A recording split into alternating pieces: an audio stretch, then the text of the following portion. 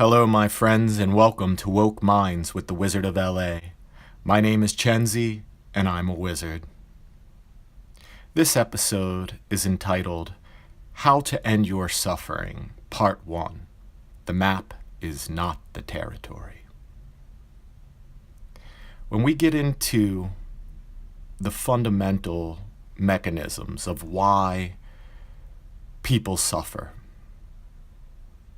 we can often trace this back to an expectation that's not being met. There's something in the script of how reality is perceived that it should be, or that it should not be. And as a result of not meeting that expectation, suffering occurs. So, for example, when you expect to be treated a certain way, or you expect a certain outcome and become attached to it,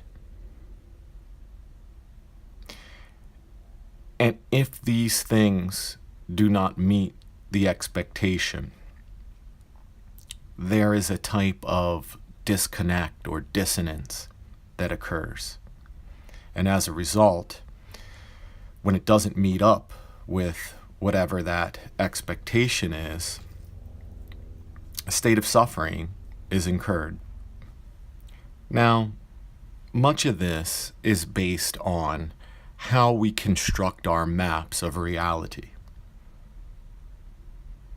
And by that I mean that everyone has a map. It's an abstraction. They have a way that they anticipate that their reality works.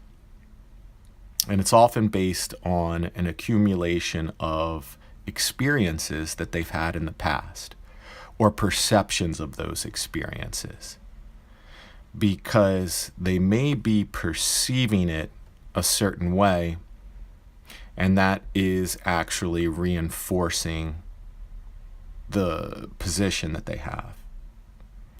And that may or may not be accurate.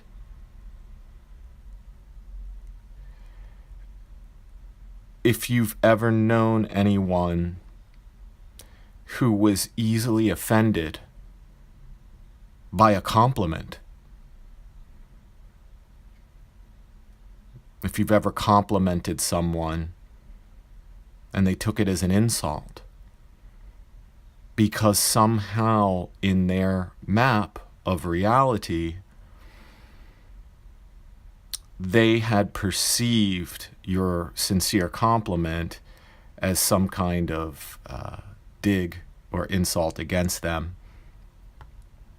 And this is based on their perception, which was an accumulation of experiences perhaps they had before.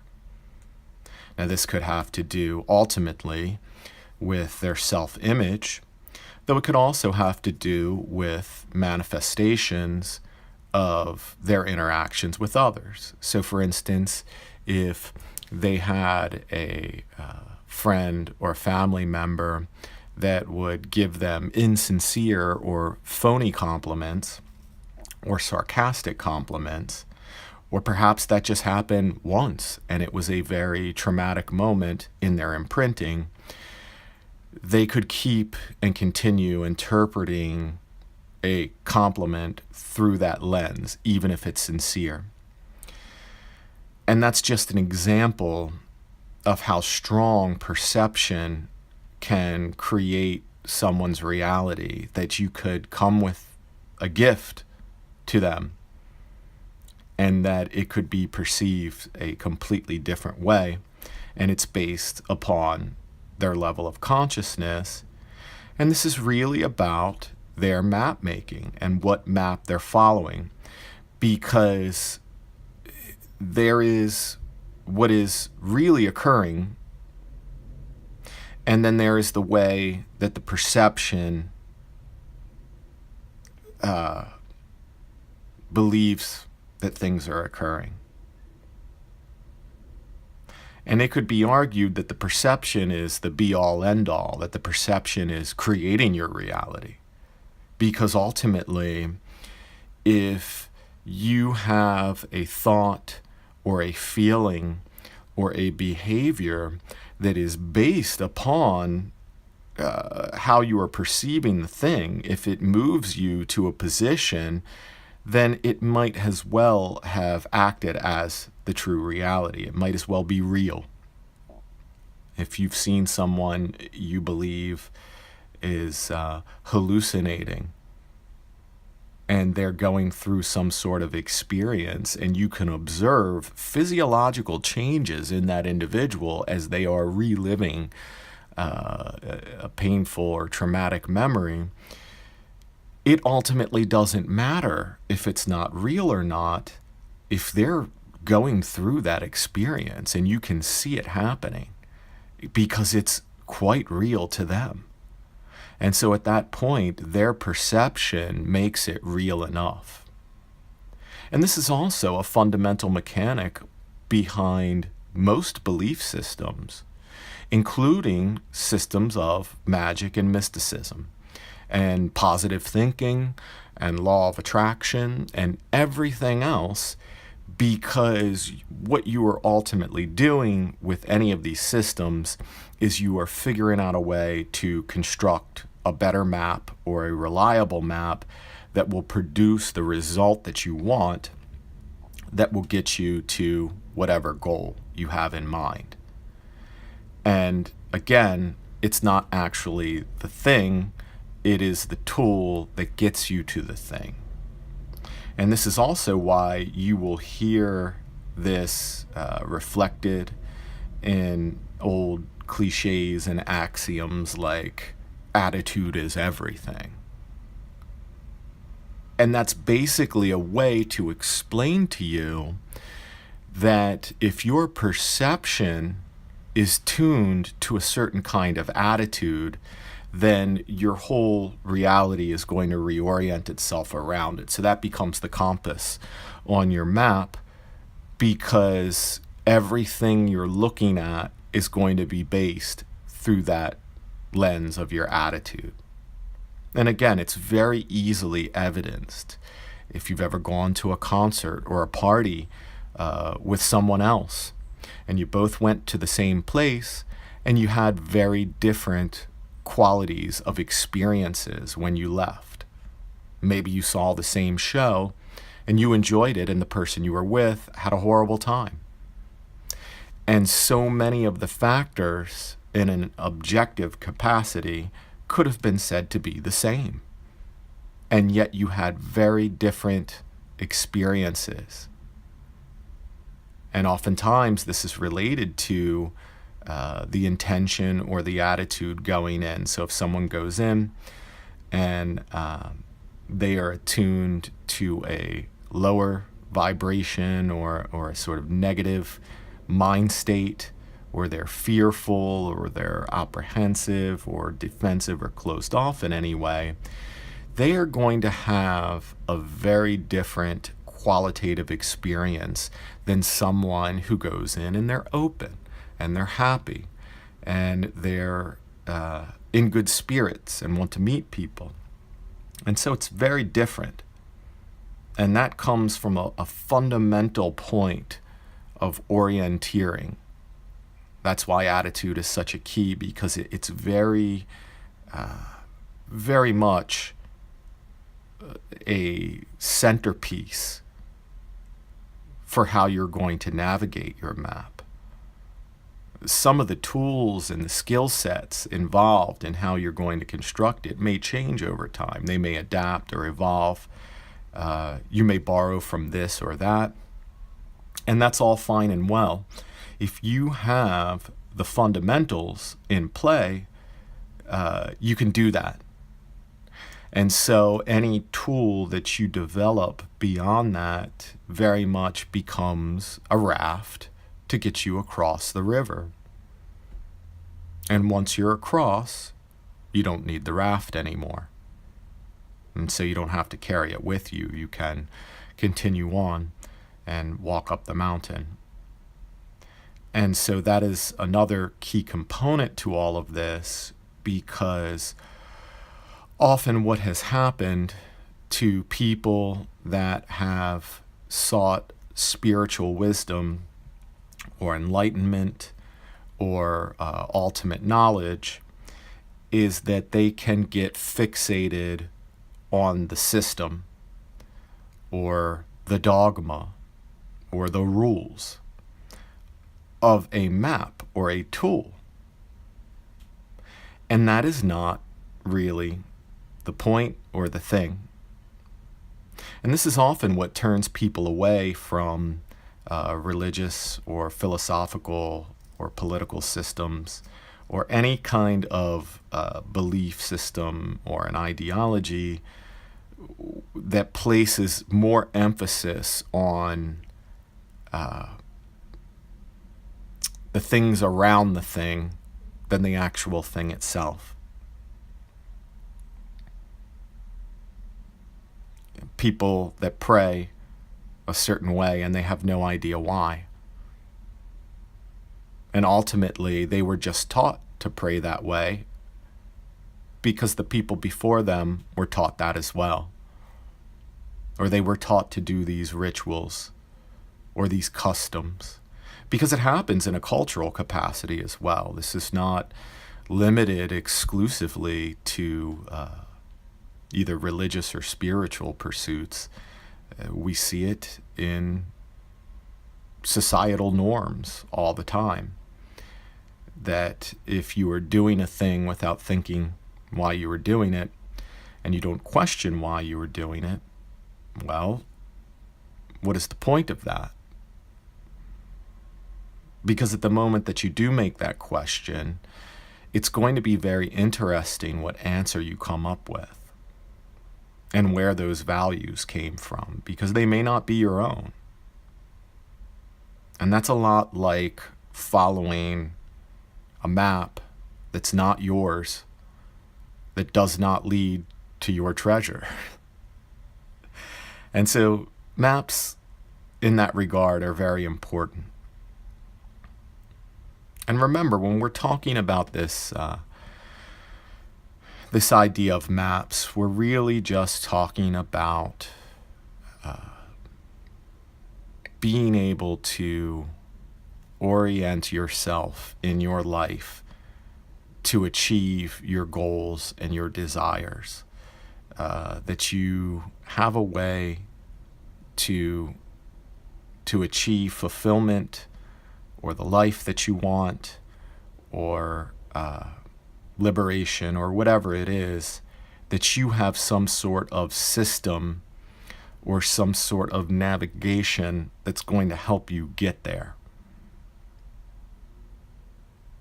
Because you're going to interpret everything through that map. And just like the person that could take a compliment as an insult, if that map is not accurate to the territory, then it could lead you anywhere and nowhere. And so being able to refine this system and develop this system, and however it is for you, because despite what others may tell you, it's worth considering that this is not a one-size-fits-all proposition, that there's one way to do this thing. And that's also why it's important not to get hung up on many of these definitions. You know, some of these terms that I've talked to you about in the first few podcasts, some of the metaphysical concepts and terminologies and definitions. And they're not worth getting hung up on because they're not the actual thing. Same thing with some of the other languages that are used by people you know, because they may be defining these words in very different ways. We're talking about words in a language that may be native to you, that you share with another individual, and because of whatever emotional content or a type of baggage that they may have within those words, they may be speaking about something very different than you are, because they are speaking through the filter of their own map, through the association of that word.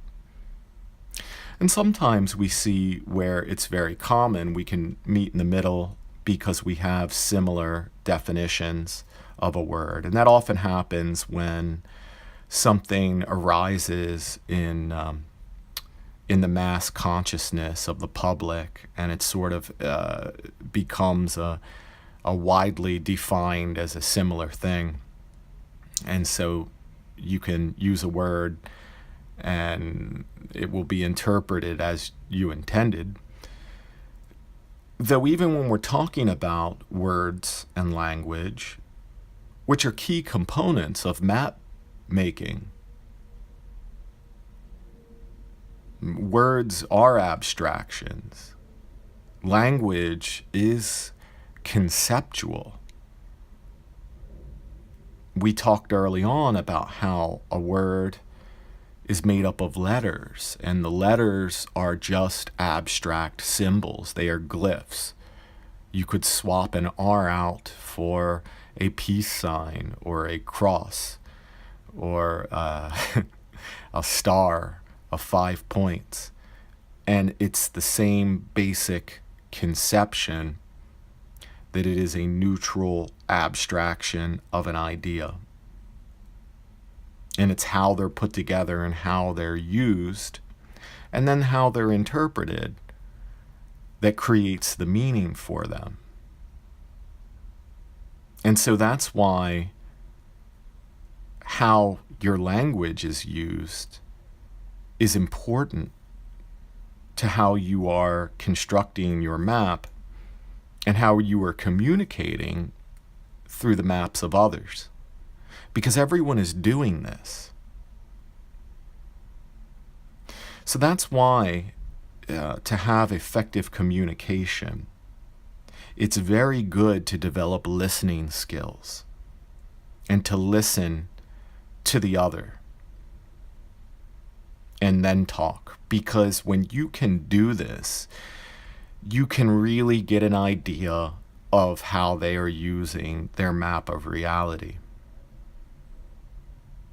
And it can save you a lot of trouble, and in fact, it can help you to communicate on a very deep and meaningful way, especially if you can do this from a place of non-judgment. So you listen to the individual and you receive, and you seek to understand before being understood. Because at the moment that you can come back and speak to them, and you have a frame of reference point based on what they're speaking about, what is of interest to them, what speaks to them on a truthful level, you can connect easier that way. And so people often know when they are being judged, whether they are aware of it on the most conscious of level, on a subconscious or an unconscious level. They are very well aware if they are talking to someone and they're being judged. And without getting too much into the possible mechanisms as to why this is, if we just took it to a very base physical level, I will detail it on the most obvious level, which is that they are aware of things like micro expressions in the face and movement of the body and nonverbal communication, which often does not lie. And so they can see how the other is reacting to them. And they will know whether they actually know or not. So if someone speaks and another person is listening to them, and when they are listening, they are very judgmental about what that person is speaking in a negative way, their body position will really tip their hand to the person, and they'll know. And even if they are not actively aware of it, they may just know something was peculiar, or maybe that interaction was funny. There's not really a resonance in that place. And the same thing goes for open postures and open minds that are willing to greet each other, because the body and the nonverbal communication and the voice and the breathing and the tonality and the micro expressions really communicate a type of high vibration, a love vibration of acceptance. And this is really easy to see, I think, most evidently with pets, specifically with dogs, which are very well known for giving a type of unconditional love. That what you see is what you get. Even with cats, there is a type of knowing of a genuine authenticity with how that animal is perceiving and interacting with the person. So you sort of know where you stand. And that's one of the benefits of having a pet. And specifically with dogs, that they, when they're in good humor, sort of greet everyone in a way that is open and with love. And it doesn't matter what you look like, or if you had a bad day, or what you did or didn't do. They're prepared to give you love. And we'll see that in children as well.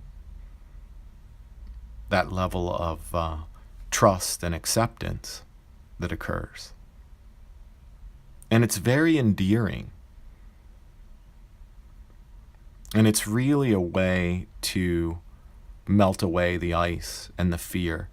Because on an energetic level, if you can project that level of vibration, that height of energetic expression, and you can really project it, you can change the whole room. You can be the driver of that vibration.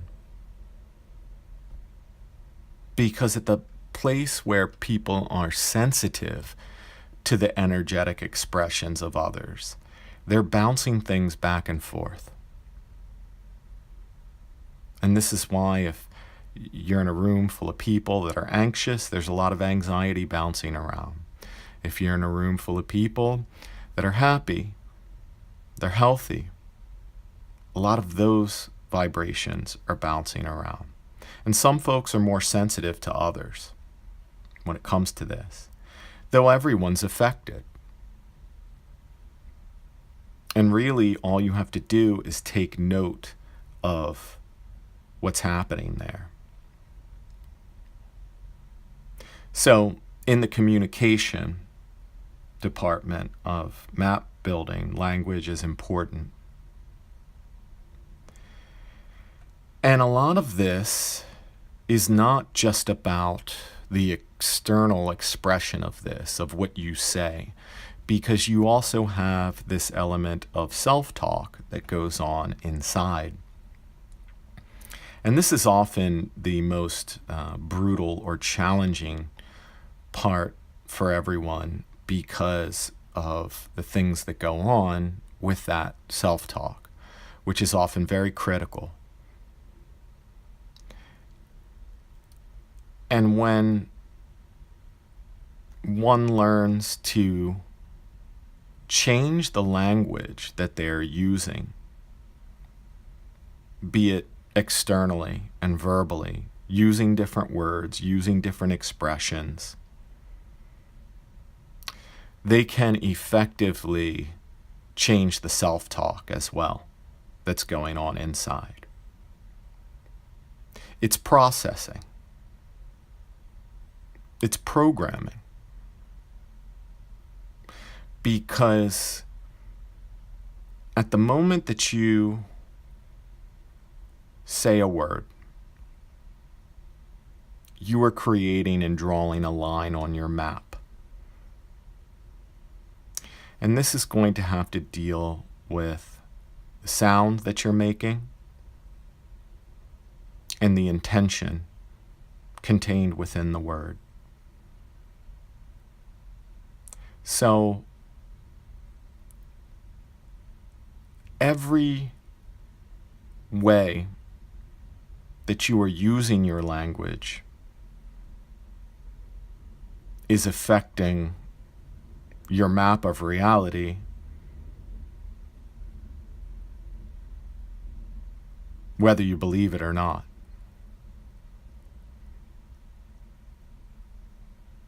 And at the point that you verbalize something, you are potentially bringing it into existence at a deeper level. Because if it's a thought, it can come and go.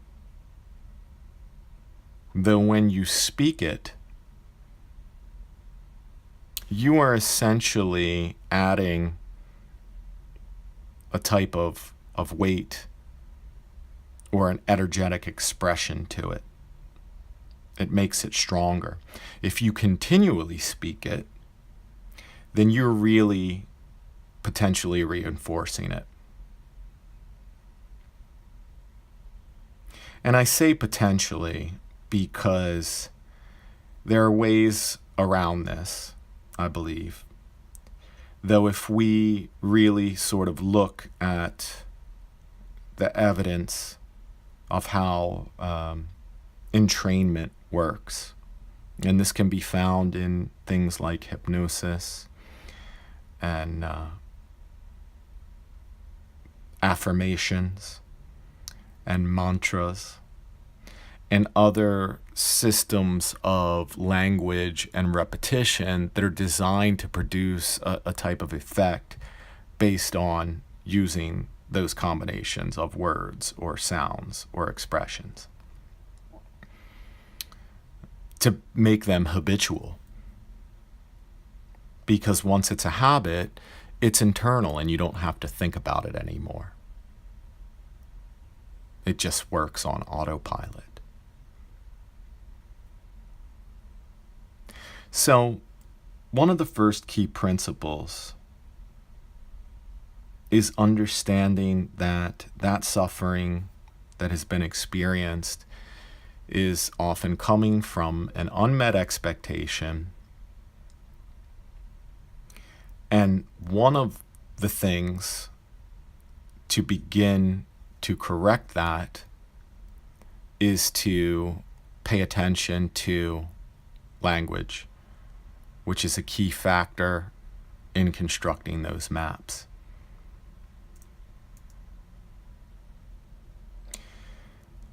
So one of the things that can be very beneficial is to make better use of empowering language and statements. Or at the very least, to stop using limiting or disempowering statements. Because you have to ask yourself, if you continue to say that you're no good, or that you're not good at something, or that you will never accomplish a thing, you are effectively closing the door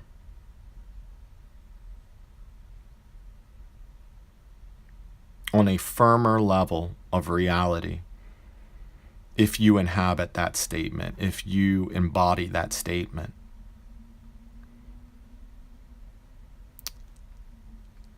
And it doesn't matter if you've had experiences that you believe that every other time you couldn't do something and therefore you can't do it forever. That's faulty and erroneous thinking. In fact, there's every bit of evidence to show you the contrary, that people have failed multiple times and then found ways to succeed. And oftentimes it was through failing that they figured out how to not do something so that they could actually figure out how to do it.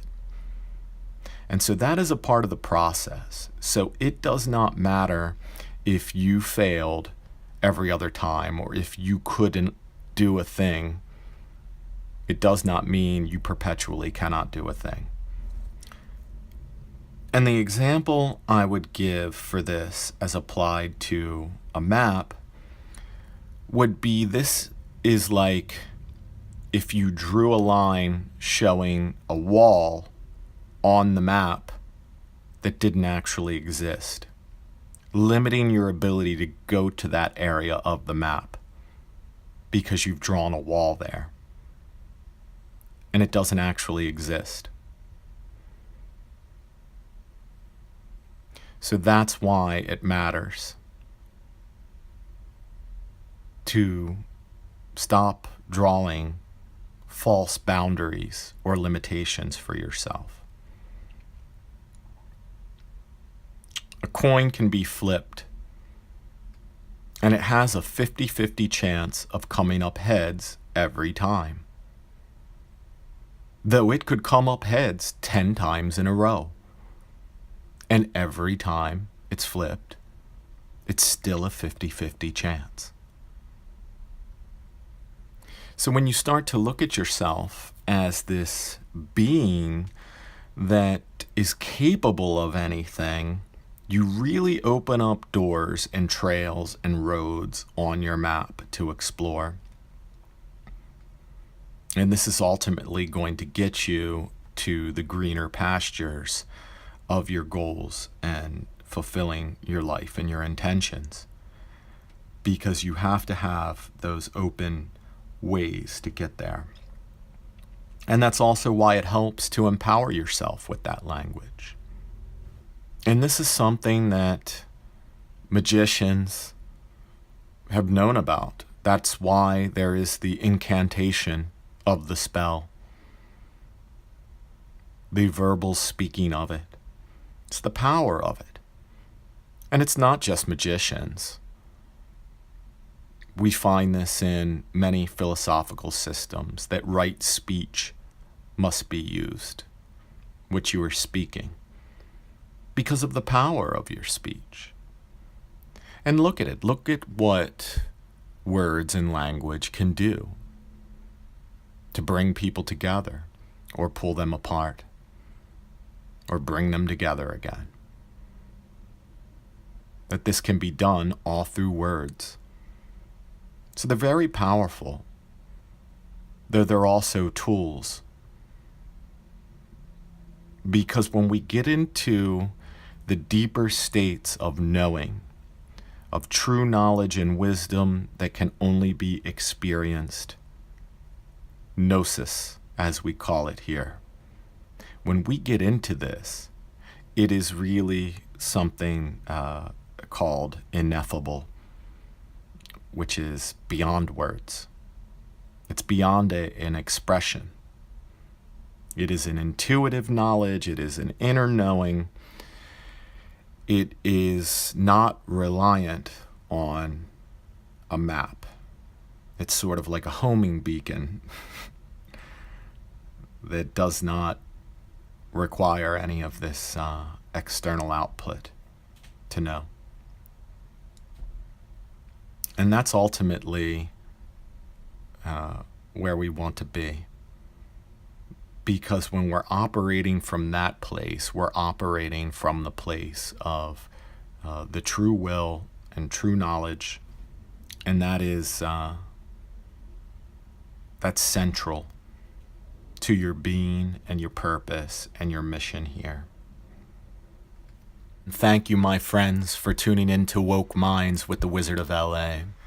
I appreciate you joining me on this journey and ask that if you found any of this information enlightening, helpful, useful, anything beneficial at all, that you support this podcast and my work by liking, sharing, subscribing, and commenting, or leaving a financial contribution, of which nothing is too great or too small.